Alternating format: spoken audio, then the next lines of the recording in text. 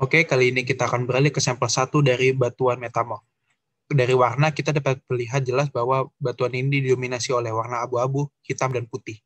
Dari teksturnya sendiri, saya melihat batuan ini memiliki foliasi yang saya dapat katakan ini merupakan skistos, karena ukuran dari grain pada batuan ini, yang saya dapat katakan merupakan medium ke coarse. Lalu, strukturnya sendiri saya dapat mengatakan batuan ini berlayer, karena kita dapat melihat lapisan-lapisan pada foliasi batuan ini.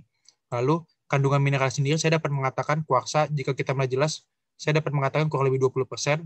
Lalu plagioklas yang berwarna putih saya dapat mengatakan 35%. Garnet dengan porsi sedikit berjumlah 3%, kita dapat melihat yang merah-merah seperti ini. Lalu sisanya mineral mafik sejumlah saya dapat katakan 42%. Oleh karena itu saya dapat mengatakan batuan ini merupakan batuan skistos. Oke, kali ini kita beralih ke batuan 2. Kita dapat melihat warna dari batuan ini adalah coklat dan coklat keputihan. Lalu, kita juga dapat melihat bahwa batuan ini memiliki foliasi meskipun tidak nampak terlalu jelas dan merupakan slaty karena terdapat belahan yang sempurna pada batuan ini. Kita dapat melihatnya. Lalu, strukturnya sendiri, batuan ini memiliki belahan seperti yang telah saya sebutkan tadi. Dan kalau dari kandungannya sendiri, kita dapat melihat dominasi biotit atau mika yang terpampang jelas pada batuan ini. Kita melihat yang memantulkan cahaya. Lalu kita melihat sedikit plagioklas yang berwarna putih dan porsi lebih dikit lagi dari quartz. Yang saya dapat katakan 10% kuarsa, plagioklas 25%, dan mika 65%. Nama batuan ini sendiri slate karena karakter yang sudah saya sebutkan tadi. Oke, kali ini kita beralih ke batuan yang ketiga. Kita dapat melihat jelas warna dominan pada batuan ini, yakni warna putih dan hitam. Lalu, batuan ini sendiri kita dapat melihat foliasi yang terpapang jelas, dan foliasi ini merupakan gneiss. Karena kita dapat melihat layer-layer yang sangat besar, yakni berwarna hitam dan putih, dan terlihat bertumpukan. Lalu, strukturnya, seperti yang tadi saya bilang, memiliki struktur berlayer. Lalu, kandungan mineral sendiri, kita dapat melihat dominan dari plagioklas, yaitu warna putih dengan kurang lebih 45%, lalu mineral mafik berjumlah saya dapat katakan 40%, dan jika kita lebih jelas terdapat kuarsa yang berwarna bening sejumlah 15%. Seperti dari foliasinya tadi, maka saya dapat mengatakan bahwa batuan ini memiliki nama gneiss. Oke, kali ini kita akan beralih ke batuan selanjutnya. Kita dapat melihat bahwa batuan ini dominasi oleh warna putih kekreman dan warna coklat. Lalu, kita dapat melihat bahwa batuan ini tidak memiliki foliasi dan merupakan granoblastik, karena jika kita melihat lebih jelas, agregat-agregat mineral pada batuan ini menyesuaikan satu sama lain dan kurang lebih berukuran seragam. Lalu kita bisa lihat sendiri bahwa batuan ini memiliki struktur vein, karena kita dapat melihat mineral yang masuk ke dalam batuan protolit, lalu menyesuaikan mengikuti cetakan pada batuan ini. Kita dapat melihat.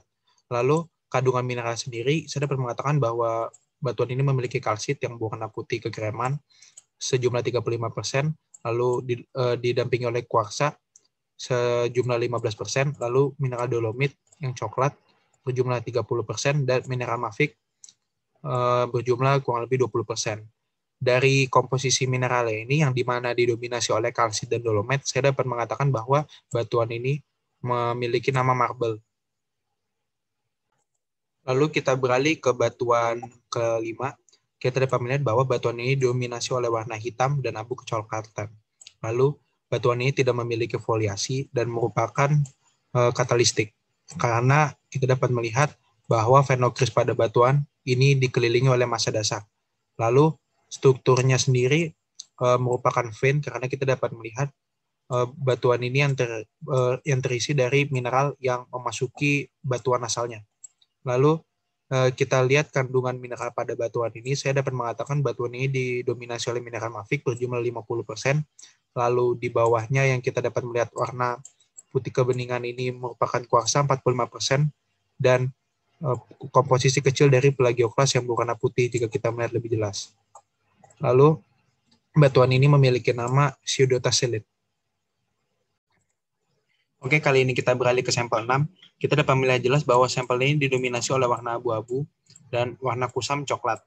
Lalu kita juga dapat mengatakan bahwa batuan ini merupakan non-foliasi, yang dimana ini merupakan relik dan memiliki struktur vein, yang dimana mineral masuk kepada batuan protolit atau batuan asal yang tetap menjaga bentuknya, sehingga batuan ini memiliki tekstur relik.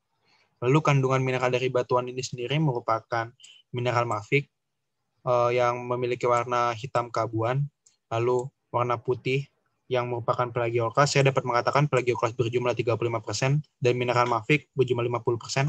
Serta jika kita melihat lebih jelas terdapat kuarsa yang berwarna bening. Saya dapat mengatakan berjumlah 15%. Dari ciri-ciri tersebut dan dari kilap yang ditunjukkan, saya dapat mengatakan bahwa batuan ini memiliki nama hornfels. Oke, kita beralih ke sampel terakhir yang di mana didominasi oleh warna coklat seperti yang terlihat jelas pada gambar.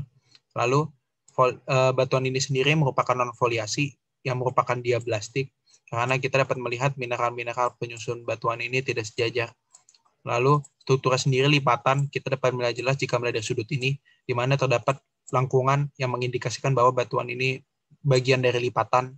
Lalu kandungan mineral dari batuan ini sendiri kita dapat melihat lebih jelas didominasi oleh kuarsa yang berwarna bening kecoklatan. Saya dapat mengatakan berjumlah 85%, dan mineral silimanit yang berwarna abu-abu kusam, saya dapat mengatakan berjumlah kurang lebih 15%. Nama batuan ini sendiri merupakan kuartsit karena didominasi oleh kuarsa.